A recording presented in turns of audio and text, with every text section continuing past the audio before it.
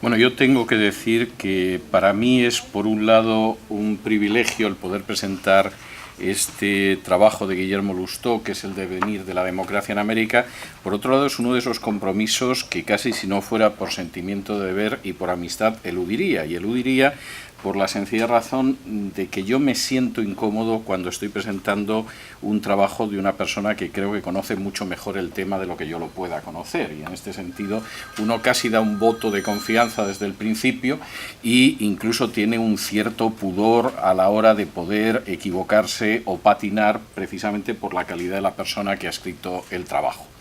Tengo que decir que es un trabajo breve, pero a pesar de ser breve, a mí me parece enormemente sustancioso. Es sustancioso y, sin embargo, no es ni lejanamente pesado. Es enormemente sencillo en la exposición, pero al mismo tiempo es muy profundo y, desde luego, es todo menos liviano. A mí me parece un trabajo que está muy bien acotado, que está muy bien definido, que resulta prácticamente imposible poder decir más cosas en menos palabras y que al mismo tiempo tiene un calado realmente de envergadura. Es más, me atrevería a decir que en realidad la conferencia, que es este devenir de la democracia en Hispanoamérica, es una conferencia para volver sobre ella varias veces. Y para volver sobre ella no necesariamente en las 60 páginas que tiene en su plenitud, sino para volver sobre temas muy concretos de la conferencia y remasticarlos y remeditarlos y releerlos, porque plantea no solamente reflexiones teóricas que de por sí son muy interesantes, sino además cuestiones que son de una actualidad en estos momentos y yo diría que de una proyección futura no pequeña. Por ejemplo, y voy a citarles a título de ejemplo alguna de estas cuestiones, aunque obviamente Guillermo lo va a desarrollar mucho más. Guillermo empieza acercándose al problema de definir la democracia. Esto para algunos parece que es algo innecesario. Decir democracia supuestamente es hablar de una etiqueta cuyo contenido no tiene discusión alguna, pero deberíamos recordar que uno de los grandes problemas de la democracia es la definición de democracia. Y en ese sentido hemos vivido dictaduras comunistas en el este de Europa que se definían como democracias y además como democracias populares. Por supuesto, hay dictaduras en estos momentos en Hispanoamérica que insisten en que tienen un carácter muchísimo más democrático que los regímenes democráticos, e incluso la dictadura de Franco se definía como democracia orgánica, que era algo que nadie terminaba de saber por dónde iba, porque, en fin, intentar explicar lo que era una democracia orgánica no era tan fácil, pero en cualquier caso la palabra era una palabra comodín, una palabra fetiche que se utilizaba en ese sentido. El primer aspecto que queda muy claro en este trabajo es precisamente cómo definimos la democracia, qué significa la democracia y a partir de lo que podemos hablar de la evolución de la democracia y el punto de origen que traza Guillermo, no solo en autores previos a la Revolución Americana, sino después lo que queda reflejado tras la Revolución de los Estados Unidos, a mí me parece impecable. Como me parece impecable la manera en que él resume la recepción de ese régimen democrático en lo que ahora llamaríamos convencionalmente el espacio territorial situado al sur del Río Grande,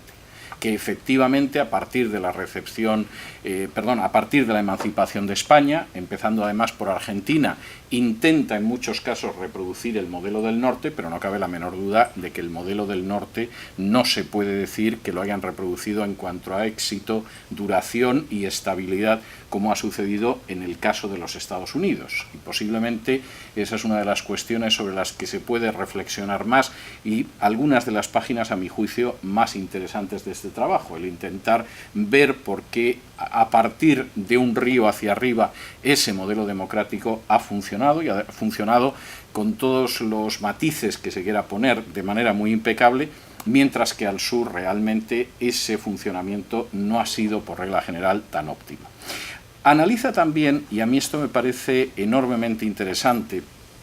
en este trabajo de Guillermo, una serie de cuestiones que son de enorme actualidad. Por ejemplo, hay todo un apartado sobre el denominado socialismo del siglo XXI, que suele ser la manera en que muchas personas definen a esos regímenes de Venezuela, del Ecuador, de Bolivia, de Nicaragua, mientras que otros pues prefieren hablar de populismos latinoamericanos, o hay quien dice que simplemente son dictaduras y no se complica la vida con la definición del socialismo del siglo XXI. Entre otras cosas, porque hay visiones más democráticas que dirían que son el socialismo del siglo XXI y que no tienen nada que ver con Chávez o con Daniel Ortega o con Evo Morales. Pero yo creo que es muy interesante la manera en que aborda ese socialismo del siglo XXI y todavía más interesante, aunque es verdad que es un tema que se trata menos en los ambientes en los que nos movemos, la crítica de la democracia que existe hoy en día. Vivimos en un mundo donde prácticamente nadie cuestionaría la idea de democracia, es decir, aunque sea una dictadura,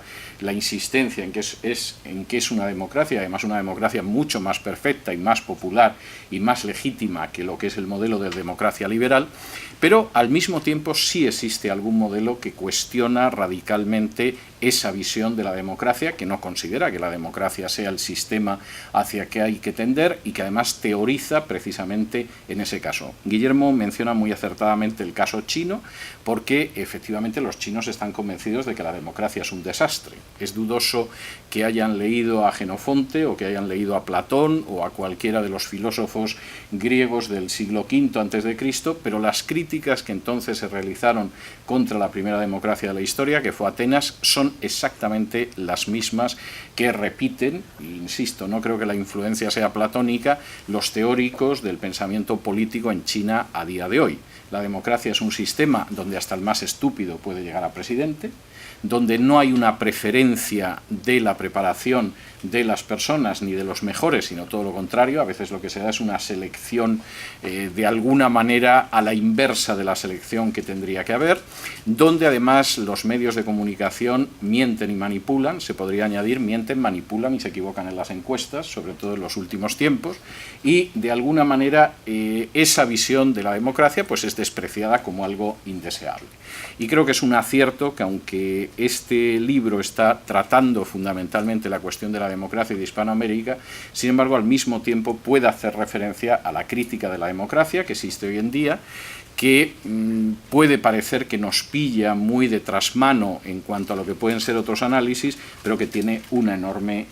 interés. Y no lo tiene menos lo que sería de alguna forma la conclusión del libro,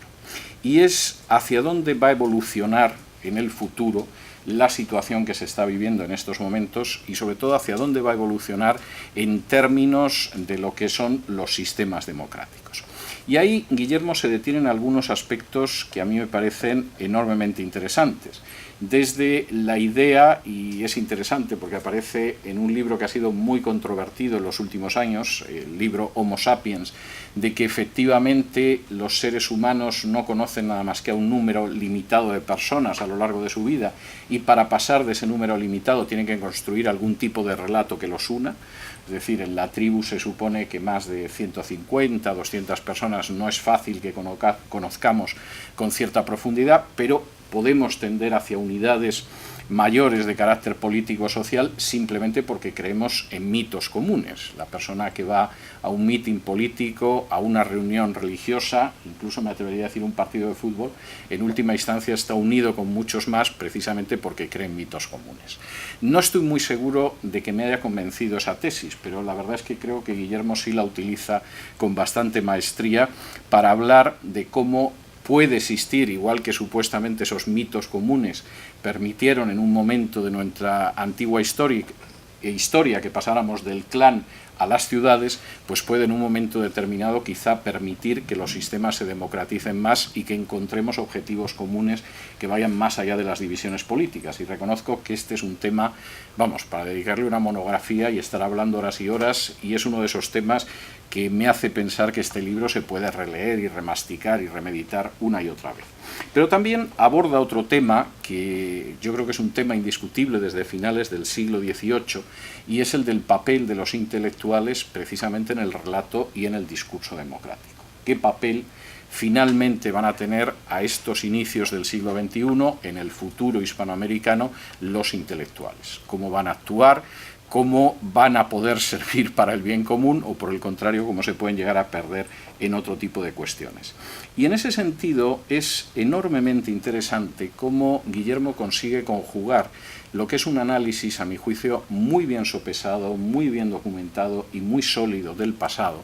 con el hecho de un enorme realismo en el análisis presente y en la proyección de futuro. La idea de que no necesariamente estamos determinados por aquello que hicieron nuestros antepasados. Decía Lincoln que lo único que no podemos hacer con la historia es escaparnos de ella, ya lo creo que se pueden hacer muchas más cosas, y es enormemente interesante cómo la conclusión de este trabajo de Guillermo Lustó apunta a que quizá la solución no sea estar repensando a la luz de gente como Jefferson o como Washington cómo tiene que ser la evolución de la democracia en el futuro, sino cómo quizá la salida sería no transitar de nuevo caminos trillados, sino encontrar a los Jefferson y a los Washington de hoy en día que supieran analizar correctamente la situación en la que vivimos, que tuvieran la habilidad para encauzarla y para construir un futuro mejor. Creo que realmente, insisto en ello, es un trabajo no por breve, insustancial, todo lo contrario, me parece sencillo y a la vez enormemente profundo,